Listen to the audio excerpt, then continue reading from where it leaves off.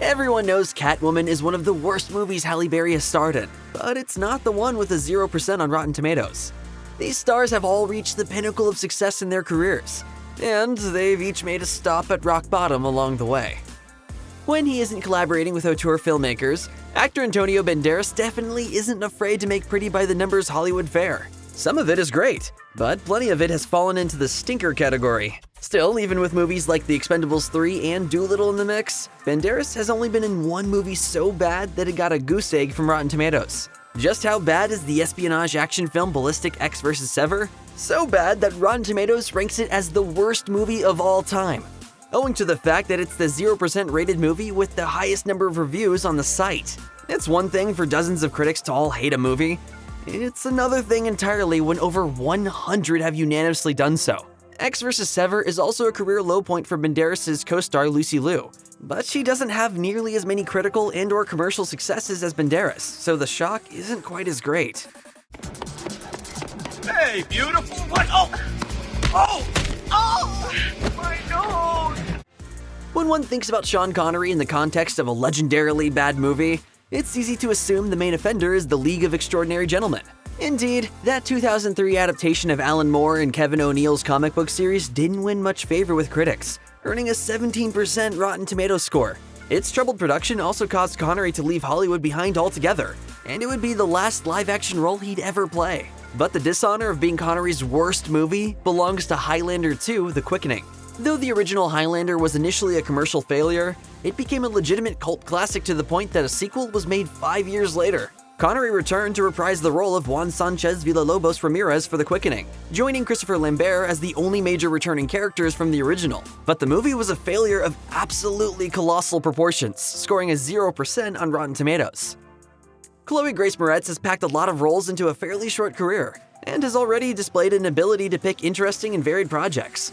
She worked with Martin Scorsese at only 14, and conquered the superhero genre the year prior when she played Hit Girl in 2010's Kick-Ass. Playing that role would even prime Moretz for the judo mastery she needed in the Amazon series The Peripheral. That's not to say that Moretz has always kicked ass in choosing movies. In 2017, she added a less desirable achievement to her career when she did her first 0% Rotten Tomatoes movie, the dreadful crime drama November Criminals. 2017 was a rough year for Moretz all around, as it also saw the semi-release of I Love You Daddy starring Moretz and writer-director Louis C.K. It got a single film festival screening before all subsequent theatrical release plans were scrapped in light of the sexual misconduct allegations against C.K.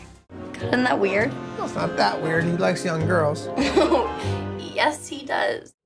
Before finally scoring his breakthrough role as Don Draper in Mad Men, Jon Hamm had a decade of screen credits behind him. His most prominent roles up to that point were also on television, including being part of the main cast of police procedural The Division and a recurring role on NBC's Providence. He did have some minor movie roles during that time, but it was after he starred on Mad Men that his film career really took off. Hamm has since built an impressively varied filmography that includes The Town, Baby Driver, Bridesmaids, Top Gun Maverick, and Confess Fletch. But things were a bit rocky in those first few years of trying to balance a film career and Mad Men, most notably with the 2009 crime drama Stolen. As the Rotten Tomatoes consensus points out next to its 0% rating for the movie, this would-be thriller squanders a solid cast on overly serious and suspense-free storytelling. Fortunately for Hamm, Stolen did little to rob him of his still budding film career, in part because hardly anyone even noticed it. It only made about $8,000 in a very limited theatrical release before going straight to video. In January 2022, Zoe Saldaña earned a remarkable achievement, becoming the first actor in history to star in 4 different movies that grossed more than $2 billion at the box office. It's a feat that may never be topped, with Saldaña being fortunate enough to be part of both the Marvel Cinematic Universe and James Cameron's Avatar franchise. If subsequent Avatar sequels do as well as the first 2, Saldaña has even more $2 billion films in her future. But just because Saldaña has over $8 billion and counting in box office receipts attached to her name, that doesn't mean that everything she's made has been a hit with critics. Before she became a massive movie star with the release of both Avatar and Star Trek in 2009, Saldaña paid her dues on films like Guess Who and the Britney Spears vehicle Crossroads. Saldaña also ended up in the family drama Constellation in 2005, which was absolutely walloped by the critics to the tune of a 0% Rotten Tomatoes score. But she was cast in Avatar soon after, turning whatever duds she made up to that point into a distant memory. When considering which of Dominic Cooper's roles he's best known for, Most people will likely be split between Jesse Custer on the TV series Preacher and young Howard Stark in various Marvel Cinematic Universe projects. Those who lean a little more musically might instead know Cooper best from the two Mamma Mia films. What almost nobody will say they remember first about Cooper is his title role in the 2017 action movie Stratton. Released only in its native UK, Stratton was received extremely poorly, with critics handing it a 0% Rotten Tomatoes score. Henry Cavill was originally meant to star as protagonist John Stratton, but he left before filming began over issues with the script. It seems like Cavill could see that this was going to be a stinker, even when it was still just words on paper, and got out while he could. Halle Berry has always had a wildly inconsistent career. For instance, she had a solid run in the early 2000s with her Oscar-winning performance in Monsters Ball, followed by the hit 007 film Die Another Day and excellent superhero sequel X2. But then she did the terrible horror film Gothika and the infamous comic book dud Catwoman back-to-back after that. Yet when Berry's output was in one of its valleys, she still typically managed to have at least a few critics defend her work, as even Catwoman managed an 8% on Rotten Tomatoes. However, 2012's Dark Tide found no such sympathizers among critics. Its 0% score and the less than $2 million it earned at the box office should tell you all you need to know about the shark-based horror thriller. Its director John Stockwell had done some decent television work, but he seems less skilled on the big screen, given that this isn't the only 0% rated movie of his we'll be discussing in this feature. After making a name for himself in the 90s on the sketch series In Living Color, and in mega-hit comedies like Ace Ventura, Pet Detective, and The Mask, Jim Carrey eventually started branching out into drama. He's done some excellent work in that arena, most notably with The Truman Show and Eternal Sunshine of the Spotless Mind. But when Carrey misfires at drama, the results are arguably way worse than when he's in a bad comedy, as demonstrated by his only 2 movies to score less than double digits on Rotten Tomatoes. The number 23 was seen as Carrey's first major misstep after becoming a huge star, not only underperforming at the box office, but giving him the worst reviews of his career up to that point, and that even includes his campy pre-fame dud Once Bitten.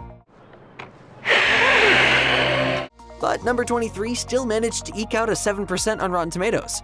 It would be some years later, with the 2016 mystery thriller Dark Crimes, that Carrey finally got his first 0% rated film. Carrey spent the next few years focusing on television and seeming to have little interest in making movies, until his big comeback as Dr. Robotnik in the Sonic the Hedgehog movies. If he sticks to his plan to retire after Sonic the Hedgehog 3, it serves as a much better note to end his career on than Dark Crimes would have been.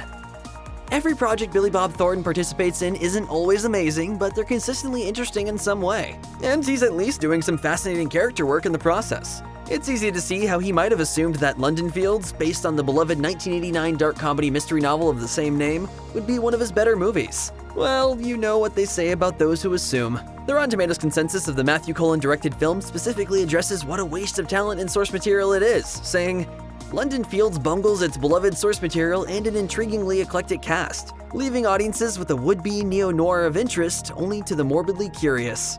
Its 0% rating suggests that even the morbidly curious might want to steer clear. Kate Beckinsale rose to prominence around the turn of the millennium with movies like Pearl Harbor, Broke Down Palace, and Serendipity. But it's when she took on the lead role of a vampire named Celine in the underworld sci-fi action franchise that she became a true Hollywood A-lister. Since then, she's enjoyed showcasing her range in movies across pretty much all genres, while also returning to play Celine in a new underworld movie every few years. Of course, not all range is necessarily good range. For instance, it's arguable whether Beckinsale appearing in the poorly received Adam Sandler fantasy comedy Click did much to establish her funny woman bona fides. Nor did her 2016 attempt at a psychological horror film, The Disappointments Room, help endear her to fans of that genre. Is there any coffee going? Oh, if you want coffee, you're gonna have to find the coffee maker first. Found her. Like many of the review headlines for the movie, the Rotten Tomatoes consensus can't help evoking the irony of the title, writing, The Disappointments Room lives down to its title with a thrill-free thriller that presumably left its stars filled with regret, and threatens to do the same for audiences. And thus, Beckinsale got the first 0% rated movie of her career.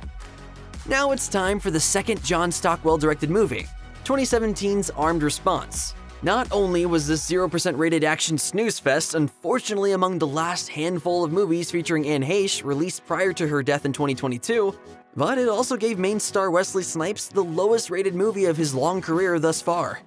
So when is the attack going down? Monday, Wednesday, or Friday? Tuesday? Thursday? While it was certainly true that it had been some time since Snipes was associated with quality movies or box office success, Armed Response was still a low point even for a career that had mostly been on cruise control. Snipes, however, seemed to have a nice career renaissance following Armed Response, thanks to Eddie Murphy's acclaimed biopic Dolomite Is My Name. He teamed with Murphy again for the long-awaited sequel Coming to America in 2021, with the two actors seemingly joining forces to successfully right the sinking ships of their respective careers.